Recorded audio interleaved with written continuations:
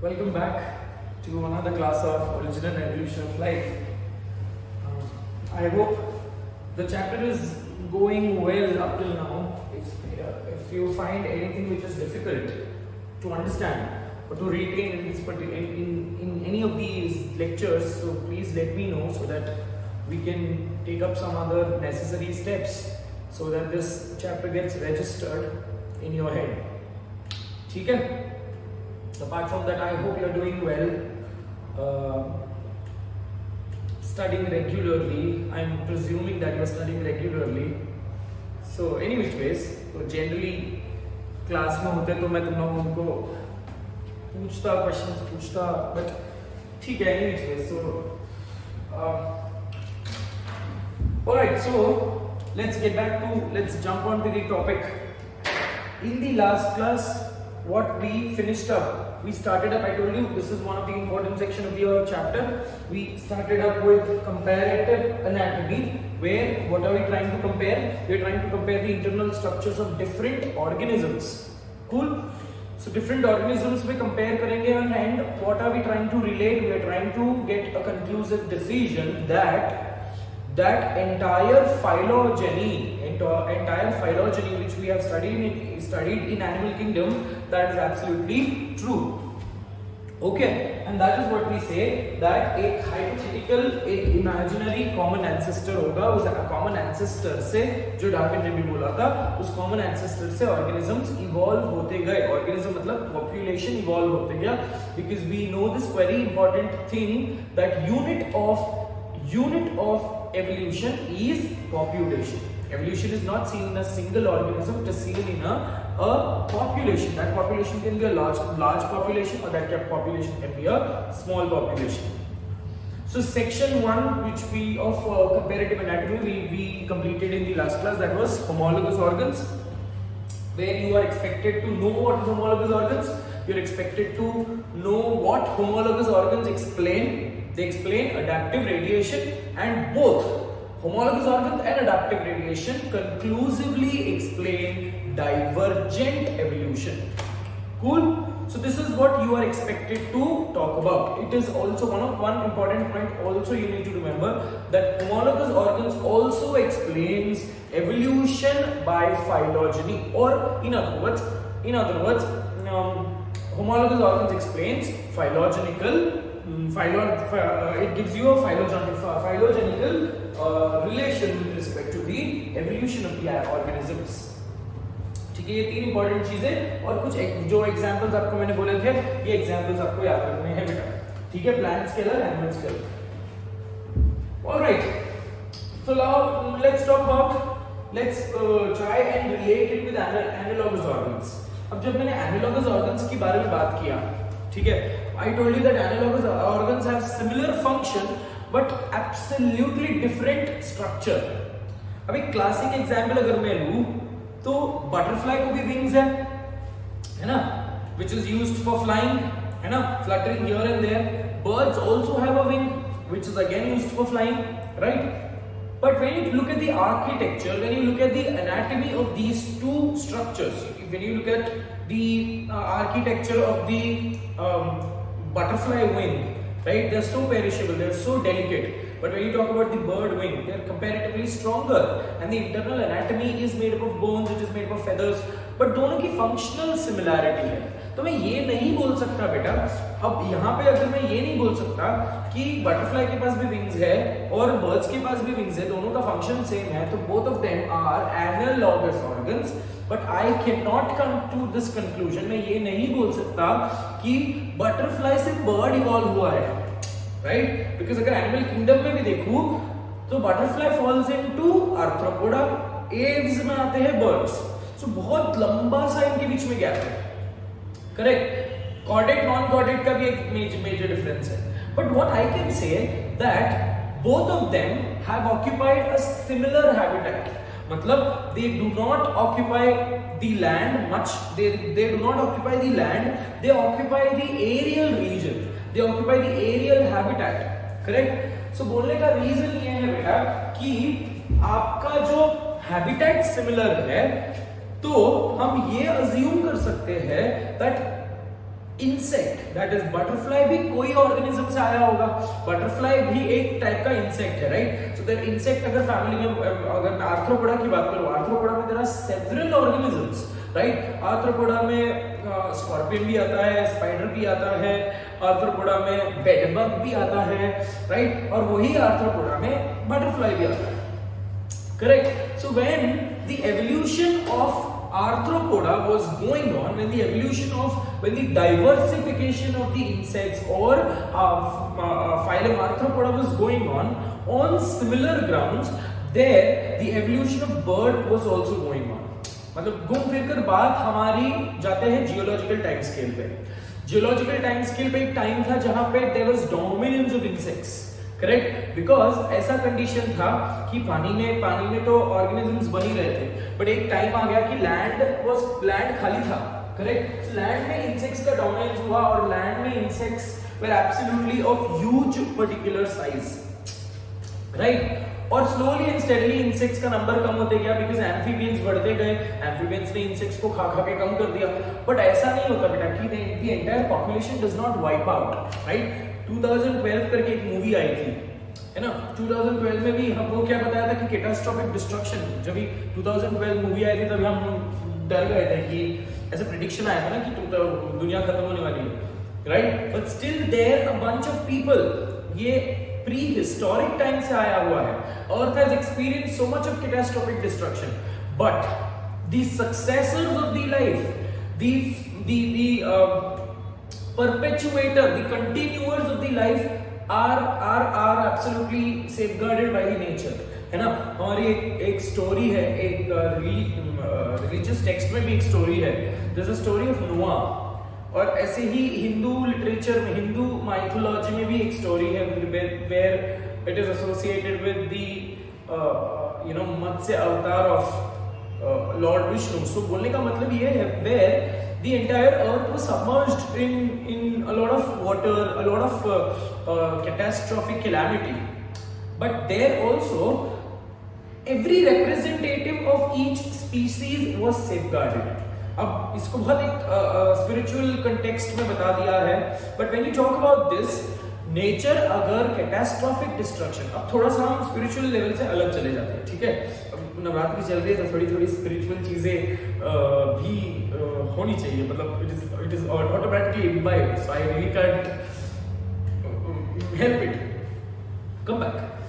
तो बोलने का मतलब ये है कि whenever earth has experienced a catastrophic destruction, ऐसा कभी भी नहीं हुआ। एक बार जब अर्थ का फॉर्मेशन हुआ था, this is what is predicted, जब अर्थ का फॉर्मेशन हुआ था बेटा, that time when there was absolutely no life and these life started to form 3.9 billion years ago, and slowly and steadily life perpetuated, and slowly and steadily the conditions of the earth became favorable such that life started to grow, life started to show its effect, life started to evolve on the face of the earth।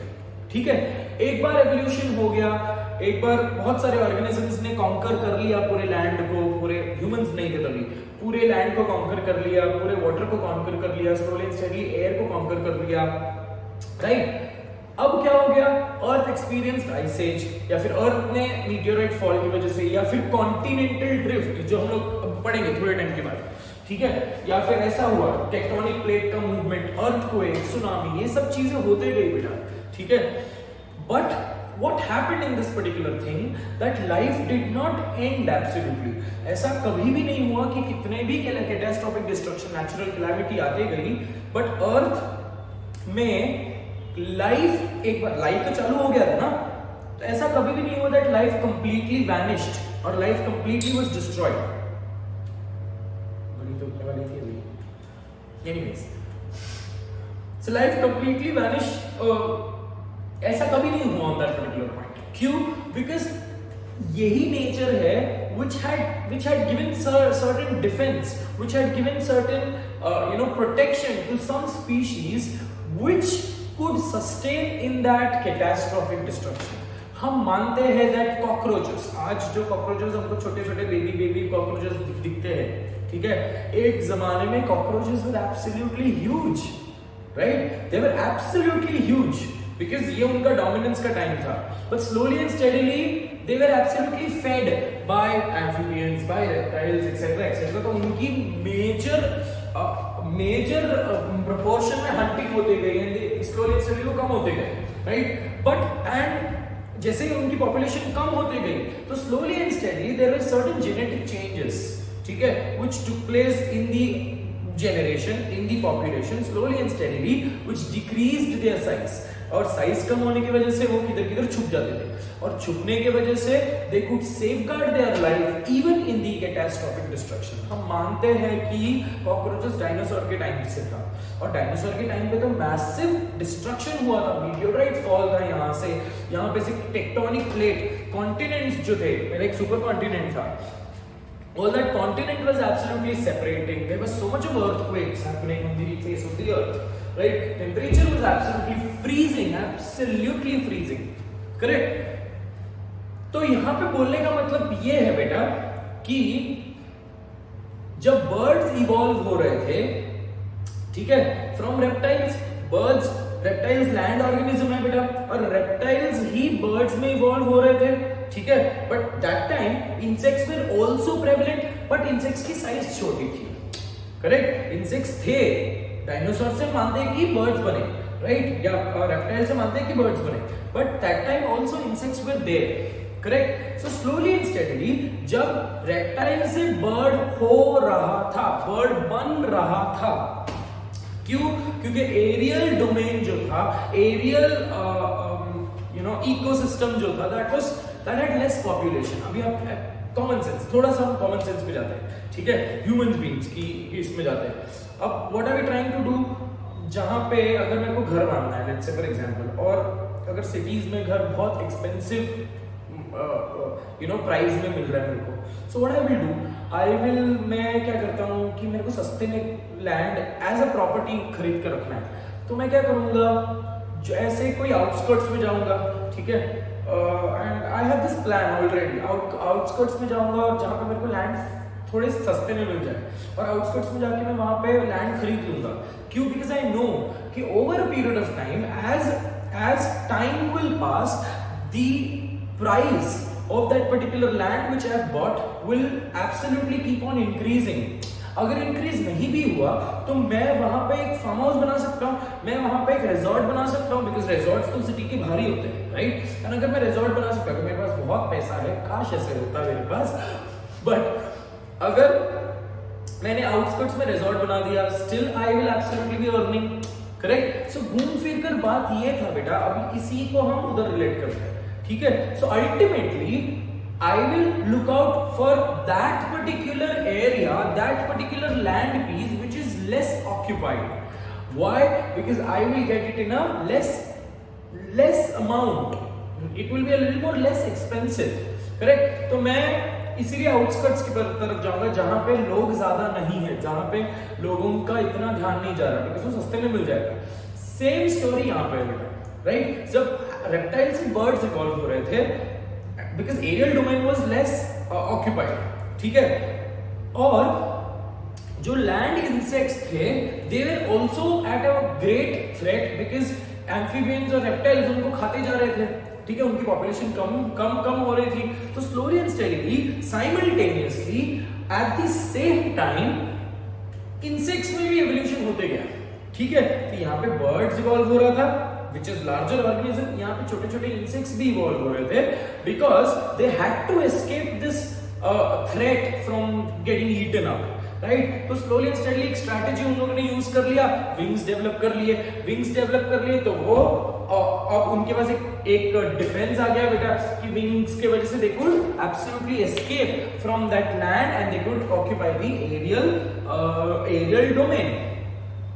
ऐसा होते क्या, अभी धीरे धीरे cockroaches को wings आने लगे, धीरे धीरे बाकी फ्लाइज को विंग्स आने लगे, ड्रैगन फ्लाई को विंग्स आने लगे, है ना, एंड धीरे धीरे बटरफ्लाइज डेवलप होते गए, ठीक है. अगर आप सिमिलैरिटी देखते हो, butterfly also evolves from caterpillar, ठीक है, वैसे ही सिल्क वर्म भी कैटरपिलर जैसे ही दिखता है, कैटरपिलर से ही इवॉल्व हो रहा है, मतलब कैटरपिलर जैसे ही इनका लार्वल स्टेजेस है, right? But silkworm ko there is no wings, but butterfly automatically. I have also spoken about in the regular classes मैंने आपको बटरफ्लाई की मेटामॉर्फोसिस बताया था, राइट? सो यहाँ पे बोलने का रीजन क्या है, that when birds were evolving simultaneously there were insects who were evolving, ठीक है? सो यहाँ पे मैं ये सिमिलैरिटी नहीं बता सकता हूं that bird and insect they have a common ancestor, but definitely I can say they have functional similarity and both of them evolved at the same time and occupied the same domain, ठीक है? तो घूम फिर कर हम अलग जगह से स्टार्ट करते हैं, है ना? हम ये बर्ड है, ये बर्ड का कॉमन एंसेस्टर है और ये इंसेक्ट का कॉमन एंसेस्टर है, तो हम अलग जगह से स्टार्ट करते हैं, ठीक है? Slowly and steadily they will keep on evolving and they will occupy a same domain, ठीक है? एंड सेम डोमेन मतलब दे आर फंक्शनली सिमिलर। अब ये दोनों मार्कर फंक्शनली सिमिलर है, right? So what I can say that species from different zone, species from different types, they evolved such that they converged, they met at one particular point. bird और insect में कोई, bird और butterfly में कोई भी similarity नहीं है, एक similarity छोड़ के वो है convergence, right? whereas homologous organ क्या बोलता था, एक पॉइंट से ऑर्गेनिज्म अडेप्ट होते गया और उसने अलग अलग हैबिटेट ऑक्यूपाई कर लिया, करेक्ट? whereas convergent evolution या फिर analogous organ क्या बोलता है, that organs they started from organism they started from different domains and उनमें changes होते गए, साथ में होते गए, parallelly होते गए and simultaneously होते गए and they occupied a same domain. so घूम फिर कर बात ये है that organism from different zones, different domains, they converged at one particular point, ठीक है? तो this type of evolution which starts from different domain and ends at one particular point, functional point, is referred to as convergent evolution. समझ में आ रहा है बेटा? ठीक है? divergent evolution and convergent evolution. अब convergent evolution explain कौन करता है? convergence, adaptive convergence. I told you reptiles also had to adapt. Reptiles also, because land में इतने सारे रेप्टाइल्स हो गए थे बेटा, और एक रेप्टाइल दूसरे रेप्टाइल को खा रहा था, देखा था ना आपने जुरासिक वर्ल्ड में, छोटे छोटे एकदम नन्हे से डायनासोर्स, तो टीरेक्स तो बहुत बड़ा है, और छोटे छोटे डायनासोर्स बनते गए, ठीक है? और वो 7 भाई बहन मिलकर एक पर्टिकुलर वेजिटेरियन डायनासोर को खाते थे, तो डायनासोर रेप्टाइल्स भी इतने ज्यादा आपस में कॉम्पिटिशन हो गई थी, तो they also had to adapt to safeguard their life. Similarly insect में भी इतनी सारी कंपटीशन हो गई थी, इंसेक्ट्स एक दूसरे को नहीं खा रहे थे, बट रेप्टाइल्स, एम्फीबियंस इंसेक्ट्स को खा रहे थे, तो they also had to safeguard their life. So in the process of safeguarding their life, both of them simultaneously evolved, ठीक है? And they converge at one particular point. समझ में आ रहा है बच्चा? ठीक है? तो such a type of adaptation, such type of क्या बोलते हैं उसको, changes is referred to as changes in the organism's morphology and anatomy is referred to as adaptive convergence, ठीक है? तो ये बेसिक आइडियोलॉजी था, बहुत सारी इंट्रोडक्शन हमने बात कर लिया, ठीक है? I hope this is a little more much clearer. When we talk about the definition, we'll understand this. ठीक है? अब एक और चीज अगर आपने देखा नहीं, मार्कर मैंने आपको बताया कि ये यहाँ से स्टार्ट हुआ, ग्राउंड लेवल से स्टार्ट हुआ, ये भी ग्राउंड लेवल से स्टार्ट हुआ और आसमान तक पहुंच गए, ठीक है? And simultaneously I told you, similarly I told you, simultaneously दोनों का एवोल्यूशन हुआ, दोनों अलग अलग डोमेन से है। So such a type of evolution is also referred to as parallel evolution. समझ में आ रहा है बच्चा? ठीक है?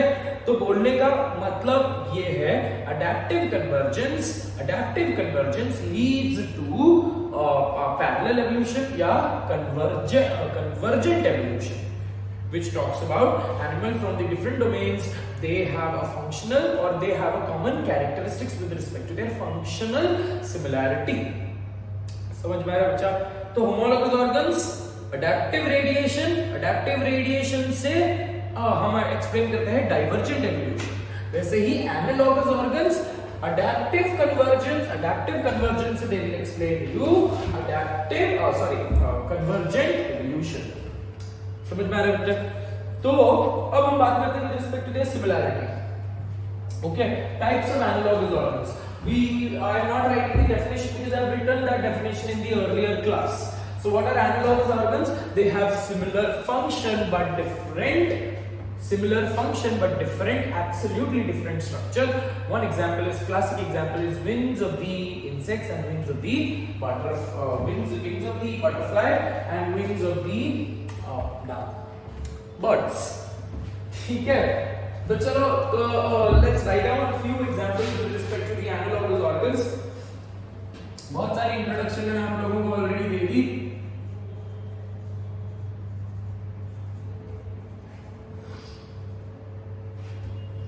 और अडैप्टिव कन्वर्जेंस के एग्जांपल्स में भी हम लोग बात करेंगे थोड़े से. ठीक है. अब बात करते हैं एनालॉगस ऑर्गन्स के एग्जांपल्स. पहला एग्जांपल क्या था बेटा? Wings of insects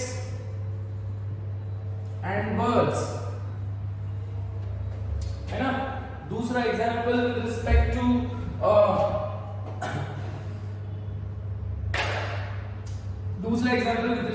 let's say for example let's take up potato and sweet potato,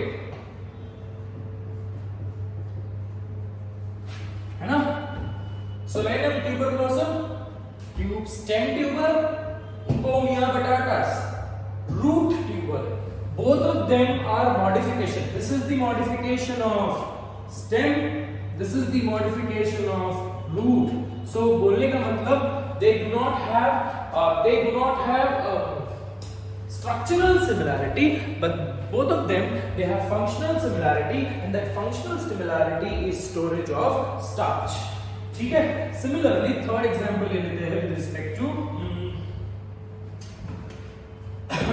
with respect to let's say for example we'll take up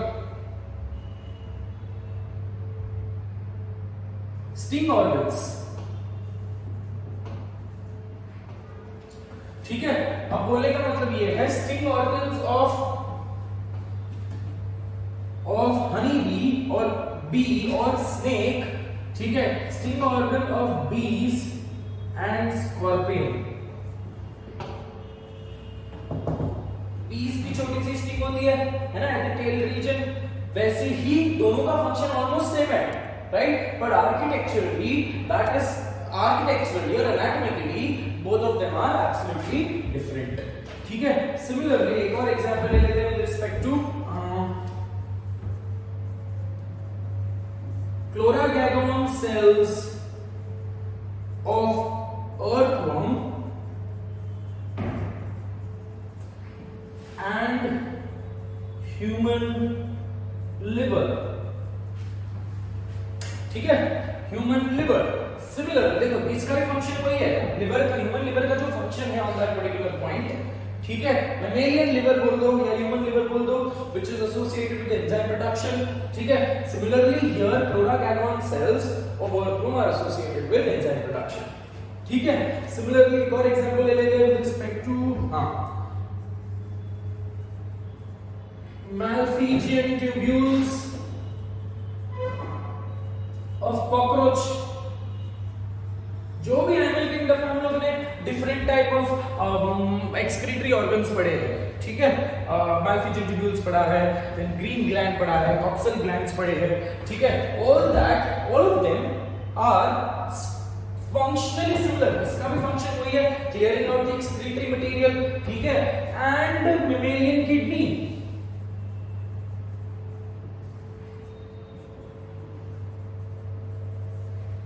Are we understanding this much? ठीक है. दोनों का function same है, but दोनों में क्या कोई anatomical similarity है? Absolutely no. समझ में आ रहा बेटा? ठीक है. So these are a few examples. Apart from this कुछ बहुत लेस इंपॉर्टेंट एग्जांपल्स है. एक और एग्जांपल ले लेते हैं with respect to trunk of elephant and human hands. Trunk of elephant is a modification of a snout. It is a modification of a nose. ठीक है. It's an extension of a nose. और hand, absolutely hand तो हमारा modification of hand तो fore limb है बेटा, ठीक है। एलिफेंट का फोर लिम्ब तो elephant is a quadrupedal organism, so both of them they are absolutely structurally different but functionally ये भी गन्ना पकड़ता है, अभी जो भी आप खाने को देते हो ये ट्रंक से पकड़ता है ना, और हम भी हाथ से पकड़ते हैं। So I don't really have to you know focus on all of these organs, ठीक है। So these are a few examples which we need to remember. Apart from this मैंने और एक्स्ट्रा एग्जांपल्स आपको लिखवाए हैं in your notes. So extra examples है, this is just to make sure कि आप जब ये क्वेश्चन सॉल्व करते हो बेटा तो क्वेश्चन सॉल्व करने में आपको दिक्कत ना जाए। That is what is the ultimate you know ultimate intention of giving you so many examples, because जो भी एग्जांपल्स मैंने आपको नोट्स पे लिखवाए हैं वो आपके एमटीजी, वो आपके डॉक्टर अली या जो भी आप रेफरेंस बुक से सॉल्व करते हो, so these examples are given in the notes in those books. Question पूछे थे इसलिए मैंने वो सब एग्जांपल्स इंक्लूड किए हैं, ठीक है। Similarly when you talk about eyes, mammalian eyes, ठीक है, मेमेलियन आईज और ऑक्टोपस का आईज या फिर मोलस्का का जो आईज है, I told you that in the chapter called as animal kingdom we have discussed that mammalian eye and mollusca का जो अपना सेफेलोपोडिक आईज था, सेफेलोपोडा का जो आईज था, they are structurally similar, structurally नहीं, my mistake, sorry about that, structurally functionally they are similar. Octopus की eyes और ऑक्टोपस की आईज ह्यूमन आई को रिजेंबल करता है, ठीक है, स्ट्रॉन्ग है, but when you talk about the position of retina, when you talk about the in both the cases, octopus में और humans में, the position of the retina is totally different. तो architecturally they are absolutely different, but functionally they are similar, ठीक है। तो octopus की eyesight इतनी strong होती है that octopus can absolutely get camouflage, structural camouflage and color camouflage, दोनों texture and color camouflage दोनों वो दिखा सकते हैं with respect to this. So these are a few more examples which we have included in the notes, ठीक है, वो आप लोग खुद से कर सकते हो बेटा, है ना। जो भी इंसेक्ट्स में हमने देखो, here also animal kingdom is very important. Insects की जो भी ट्रकिया है that is similar to lungs, functionally similar है ना, तो that is why you have to be very well perfect with animal kingdom in this particular section also, ठीक है बेटा। यहाँ पे इंपॉर्टेंट चीज, यहाँ पे ये दो इंपॉर्टेंट है मुझे एनसीईआरटी में दिए हुए हैं, ठीक है। One more example which is given in NCERT is flipper of penguin and dolphins. Okay, penguin is a bird, dolphin is a mammal, ठीक है। इनमें आर्किटेक्चरल सिमिलैरिटी नहीं है, एनाटॉमिकल सिमिलैरिटी नहीं है, but both of them are associated with the functional similarity that is swimming. So this is one more example which we need to understand. बहुत ही few examples are given in NCERT and you are supposed to at least remember these few examples very well, ठीक है। बाकी के जो extra examples है, it is your choice to remember your extra चीजें हैं बेटा, और ये एक्स्ट्रा चीजें automatically, you don't have to hard and fast remember this, you have to be very well perfect with the animal kingdom. Again I am stressing this particular point, ठीक है। Animal kingdom के notes निकालो, उसमें जितने भी organs है ना, respiratory organs है या एक्सक्रीटरी ऑर्गन्स है या डाइजेस्टिव स्पेसिफिकली, जैसे फॉर एग्जांपल डाइजेस्टिव ऑर्गन्स है, all of that are absolutely similar in function, ठीक है, but structurally, architecturally, anatomically they are different. This is what we speak about in the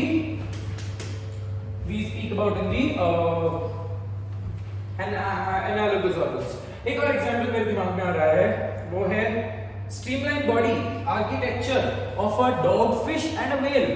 दोनों की streamline body है, correct, but अगर मैं dog fish को देखूं, dog fish is a cartilaginous fish, but अगर मैं व्हेल को देखूं, whale is a mammal, whale is such a sophisticated organism, correct, but both of them अगर मैं आर्किटेक्चरली कंपेयर करूं, व्हेल के पास तो पेल्विक गर्डल भी है, व्हेल के पास तो हाइंड लिम्ब भी है जो वेस्टिजियल हो गया, जो छोटा हो गया।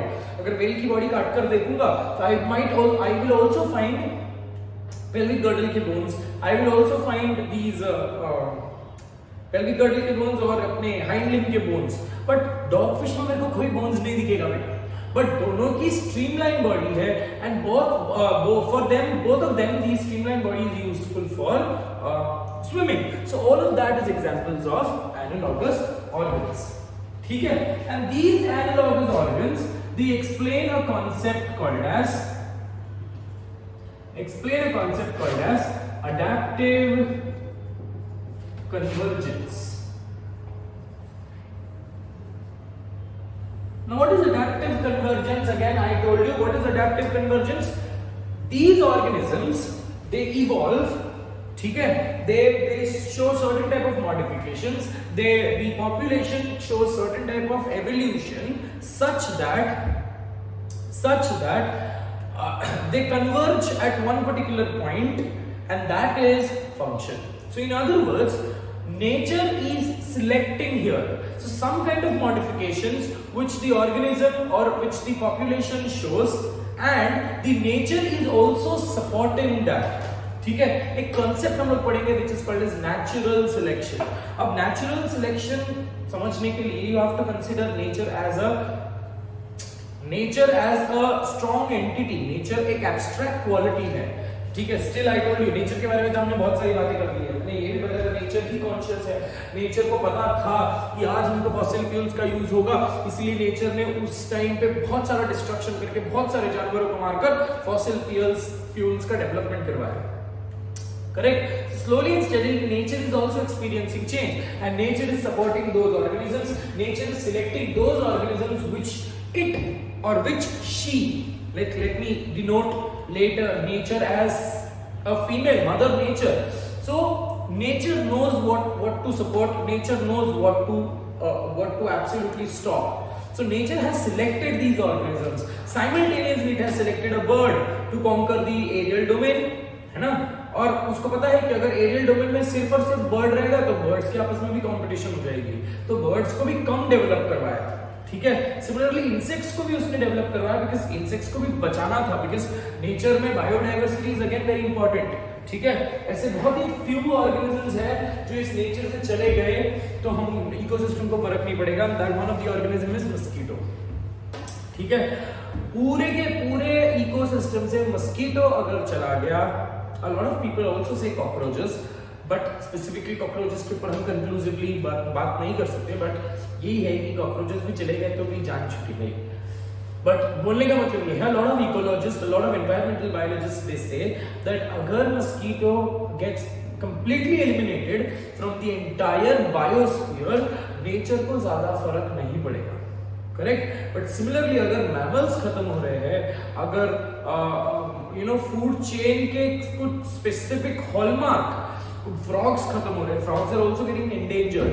ठीक है, तो कुछ स्पेसिफिक ऑर्गेनिजम्स अगर खत्म होंगे, they will absolutely influence the next successor, है ना. अगर प्लांट्स कम हो गए, प्रोड्यूसर कम हो गए, तो प्राइमरी लेवल कंज्यूमर्स पे इफेक्ट होगा. ठीक है, तो स्पेसिफिकली बोलने का मतलब ये है, there are a few examples, few animals, few organisms which even if they absolutely if they are absolutely not present on the face of the earth, nature को ज्यादा फर्क नहीं पड़ने वाला है. ठीक है, so चलो let's talk about the definition of adaptive convergence. So it is nothing but adaptive convergence is a evolutionary change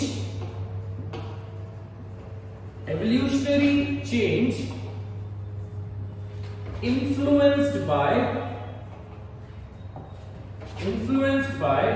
natural selection. अगर नेचर ने सिलेक्ट किया ही नहीं तो ये एवोल्यूशनरी चेन वहां पे ही रुक जाएगा. ठीक है, सो evolutionary change influenced by natural selection in which animals of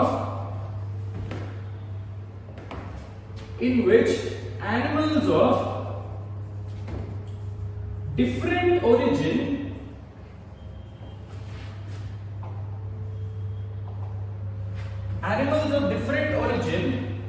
occupy a similar habitat.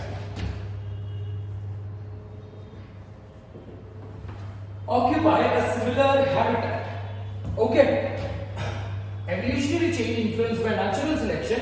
देखो adaptive gradation was much more easier to explain, but adaptive convergence is a little more tricky. इसमें बच्चों को confusion होता है.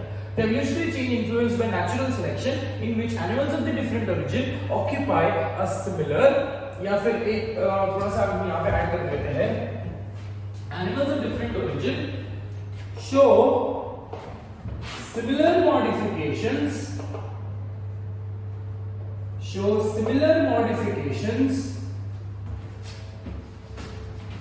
to occupy similar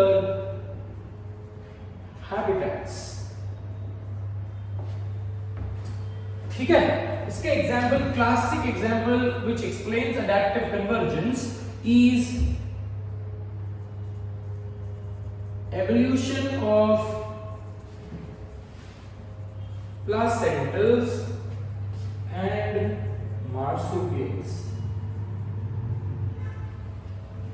ठीक है, अब प्लेसेंटल्स और मार्सुपियल्स, अब बोलने का मतलब ये है बेटा, ऐसा देखो, ये स्टोरी है, ऐसी स्टोरी जाती है. ठीक है, कि स्टोरी ऐसी है कि ऑस्ट्रेलिया में मार्सुपियल्स अभी भी एग्जिस्ट कर रहे हैं, बट क्या ऑस्ट्रेलिया में मार्सुपियल के ही प्लेसेंटल काउंटरपार्ट नहीं होंगे क्या? बिल्कुल होंगे बेटा, है ना. अब for example, let's say for example Tasmanian wolf is extinct today. Correct? Tasmanian wolf या thylacine is extinct today. There was a nice Tasmanian tiger, cute सा, एकदम छोटा सा बेबी, एकदम प्यारा सा. मतलब आप समझो ना कि it is just like a cat, very small. दिखने फोटोज देखोगे ना ऐसा लगेगा कि बिल्ली ही है, बहुत प्यारा सा बिल्ली. बट अंडरस्टैंड नेचर, देखो कितना मस्त गेम खेल रहा है. आज प्रेजेंट डे टाइगर देखोगे और तास्मानियन टाइगर देखोगे, बहुत ज्यादा डिफरेंस है. Present day tiger and Tasmanian tiger में डिफरेंस ये है कि it is comparatively baby size, small size, and present day tiger is absolutely huge. उसकी जो खाने की ग्रिप होती है, जो रनिंग स्पीड होती है, that is comparatively faster, right. So किसके पास एड ऑन एडवांटेज है? तास्मानियन वुल्फ, तास्मानियन टाइगर जो है इट इज मार्सुपियल. ठीक है, जो पहले आया था नेचर में, उससे इवॉल्व हुआ है कौन? अपना प्रेजेंट डे टाइगर. सो दोनों में पैरेलल एवोल्यूशन हुआ. ठीक है, both of them they occupied similar क्या बोलते हैं उसको, फंक्शनल सिमिलैरिटी, राइट. बट एक somewhere down the line is comparatively extinct. ठीक है, इनमें डिफरेंस क्या है कि एक मार्सुपियल है, दूसरा प्लेसेंटल है. बट सिमिलैरिटी क्या है? Both of them are carnivores. But advantage किसको मिला होगा? Present day tigers. आज तो प्रेजेंट डे टाइगर्स भी कम हो रहे हैं, है ना. इंडिया में भी टाइगर्स का नंबर कितना कम हो रहा है बेटा. आप ये समझो कि where are we going? We are absolutely damaging the ecosystem, we are absolutely destroying the nature. Tigers क्यों कम हो रहे हैं बेटा, है ना.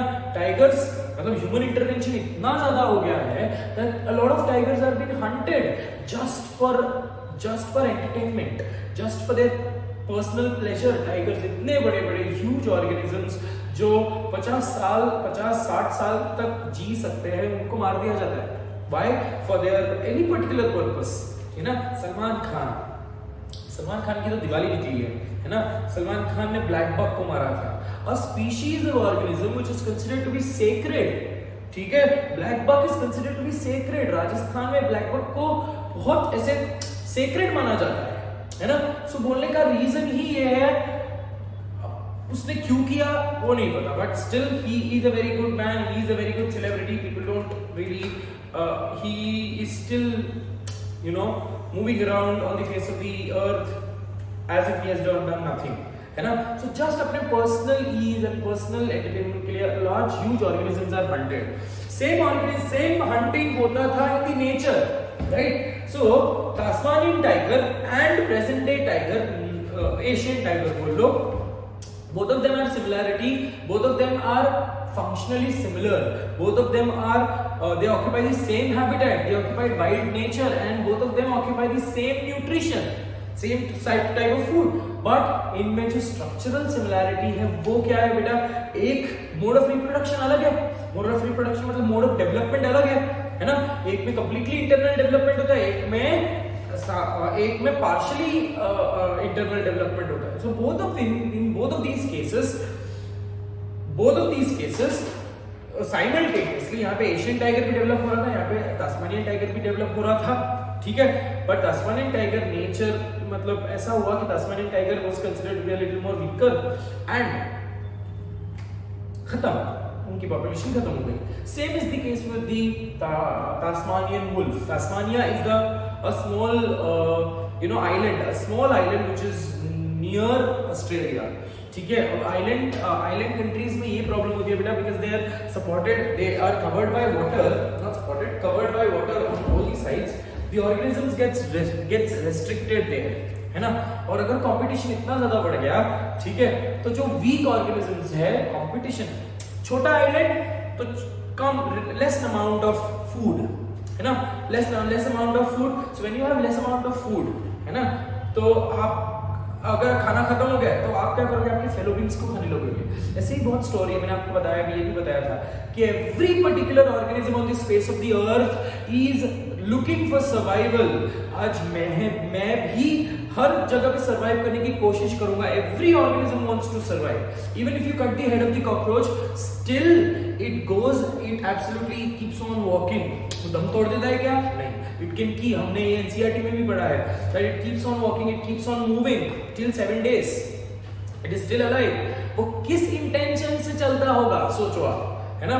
वो इस इंटेंशन से चलता है कि कहीं ना कहीं तो मेरे को डैम्प प्लेस मिल जाए और मैं थोड़ा सा आराम कर लूं, and maybe I might get certain amount of any type of. अभी यहाँ पे मैं एक्सप्लेन करने की कोशिश कर रहा हूँ कि एक डैम प्लेस में वो जाकर सेटल हो जाते हैं, so that they get that survival strategy. Every organism is looking for survival strategy. ठीक है, वो मंकी का स्टोरी भी मैंने आपको बताया था एक बार, है ना. तो घूम फिर कर बात ये है, अगर सर्वाइवल है तो you are also, Martian movie में भी बताया था, है ना. मार्शियन मूवी में he stuck on Mars and उसकी सर्वाइवल, वहां पे जिंदा रहने के लिए he only eats on potato, he only feeds himself on potato. और ग्रो किससे करता है? He grows those potato with the help of his own poop, right. Because एक दिमाग लगता है कि अरे जो हम पीसेस एक्सक्रीट करते हैं या डेफिकेट करते हैं, that also contains fibres, that also contains little amount of nutrients, so that also can be utilised to grow potatoes.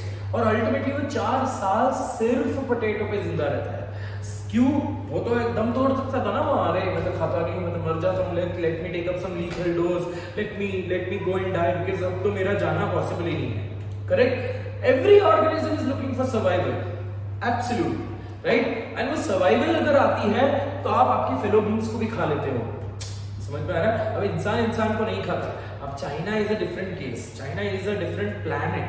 Okay, बहुत सारे लोग उसको प्लैनेट चाइना ही बोलते हैं, because I don't know. I am not being anti-Chinese, but then it is affecting their mentality. I told you this also कि वहाँ पे एक delicacy है human fetus को खाना, right? I don't know. That is not for survival. But अगर ऐसा हुआ, अगर कोई major worldly crisis आ गया ना, it will be these Chinese people who will survive. Absolutely. Because हमारे पास वो होती है कि हमको जो चाहिए वही खाना खाएंगे हम. चाइनीज लोग ऐसे नहीं है बेटा, वो कुछ भी खा लेंगे, है ना. वो किसी को भी, उनकी जो स्ट्रैटेजी है to survive is absolutely strong. ठीक है. In other words, let's not get on to that particular point. So simultaneously जब ऑस्ट्रेलिया में मार्सुपियल्स, तो ऑस्ट्रेलिया में नॉर्मल टाइगर भी होंगे ना, ऑस्ट्रेलिया के जंगलों में नॉर्मल वुल्फ भी होंगे ना, कि सिर्फ थाइलेसीन होंगे, कि सिर्फ टास्मानियन वुल्फ होंगे. ठीक है. ऑस्ट्रेलिया में फ्लाइंग स्क्विरल्स है, साइमल्टेनियसली उसका मार्सुपियल काउंटरपार्ट भी होगा ना, राइट. अगर एंटीटर है, अगर एक बैंडेड एंटीटर है जो मार्सुपियल है, तो उसका प्लेसेंटल काउंटरपार्ट भी होगा. So in other words, slowly and steadily placental also evolved and marsupial also evolved, but both of them have difference, right? They belong to different infraclass, correct? They belong to different क्या बोलते हैं उसको, infraclass, but they have functional similarity. So that is what we say adaptive convergence. This organism also to adapt, ठीक है, this marsupials also to adapt, है ना, it showed certain type of modification simultaneously, parallelly वहां पे placentals भी evolve हो रहे थे. Definitely marsupial से placental evolve हुए, ठीक है, but क्योंकि ऑस्ट्रेलिया में मार्सुपियल्स प्लेसेंटल्स इतने स्ट्रॉन्ग नहीं थे, इतने ज्यादा एवोल्यूशन नहीं हुआ, इतना ज्यादा नंबर में नहीं थे, राइट, एंड ऑस्ट्रेलिया में the food sources was abundantly available, तो प्लेसेंटल जो थे बेटा, प्लेसेंटल्स इतना ज्यादा डोमिनेट नहीं करे. But when you talk about the marsupials are still existing there, but same condition होता है. Let's talk about in Asia. Why don't we find any marsupial in Asia?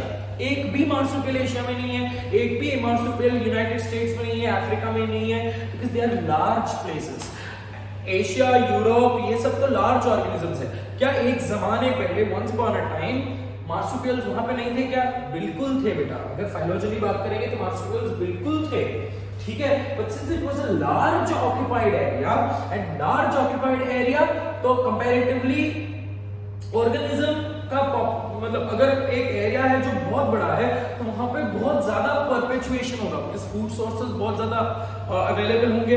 तो selective feeding and selective breeding, abundant feeding and abundant breeding, abundant breeding से abundant population, abundant population से technically abundant requirement of food again, और धीरे धीरे food खत्म होने गया. Story ऐसे ही चलती है.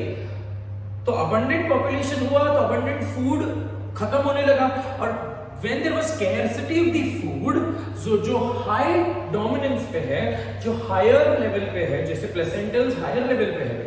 क्यों? बिकॉज प्लेसेंटल्स में इंटरनल डेवलपमेंट होता है, right, but marsupials are at a lower level because इनके जो बच्चे हैं, है ना, damage if a placental has to eat marsupial, तो मार्सुपियल को भी खाएगा और उसके साथ उसका ग्रोन बच्चा भी खा लेगा, राइट, बिकॉज या फिर बच्चा खाया नहीं तो भी बच्चा डैमेज हो जाएगा. So the child here there is a death of two individuals at the same time.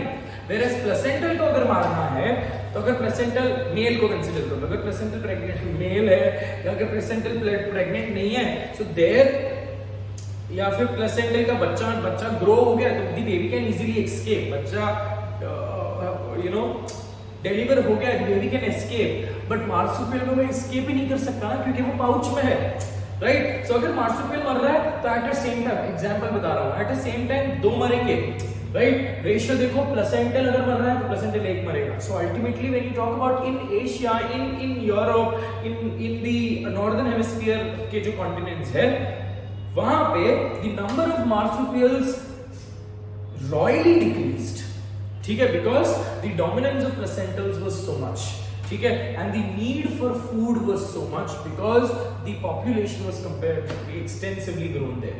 But Australia में it was comparatively restricted.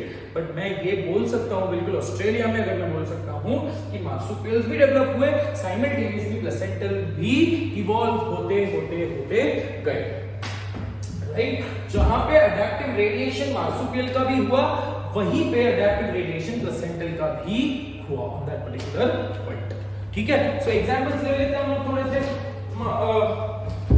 One second, it is the time, ठीक है. Let's finish, we can finish up these to this one particular concept here, ठीक है. प्लेसेंटल्स के कुछ examples ले लेते हैं बेटा. पहला एग्जांपल ले लेते हैं वुल्फ. ये एनसीईआरटी में दिया हुआ है, मैच द कॉलम के लिए आ सकता है बेटा ये, ठीक है, मैच द कॉलम के लिए ये आ सकता है.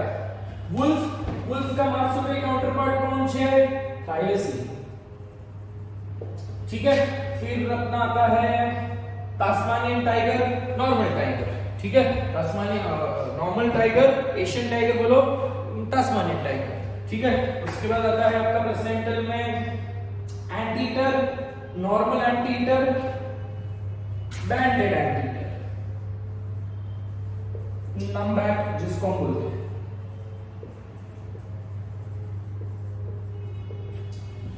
मोल, मार्सुपियल मोल,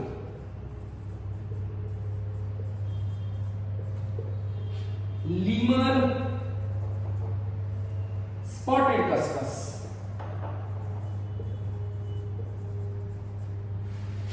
एक और एग्जांपल है,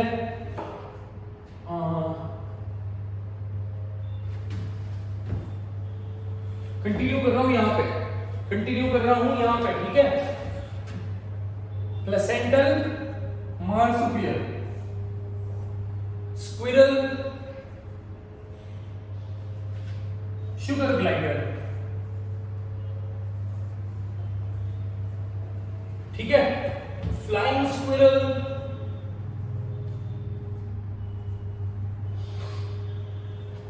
flying फैलेंजर,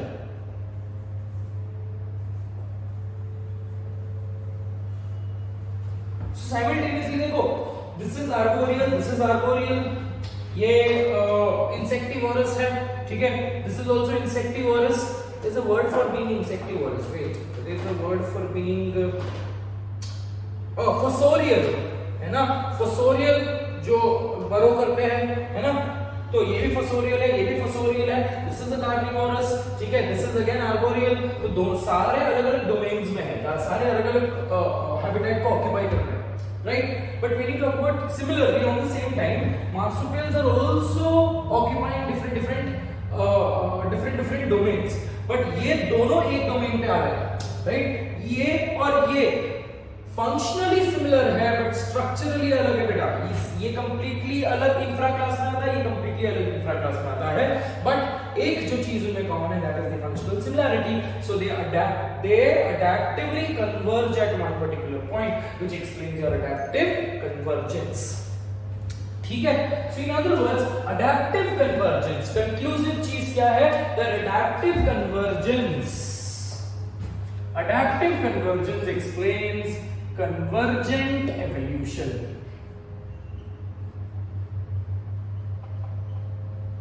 or parallel evolution।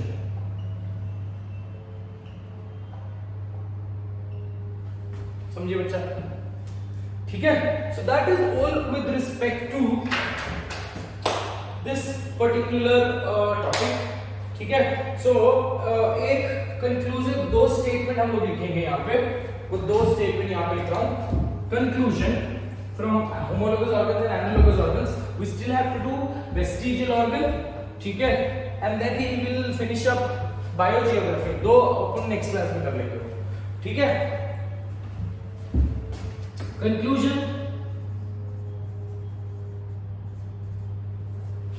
so homologous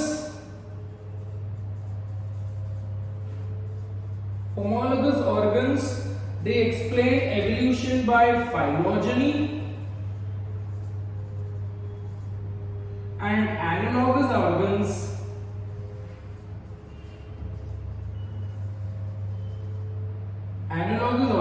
explain functional evolution.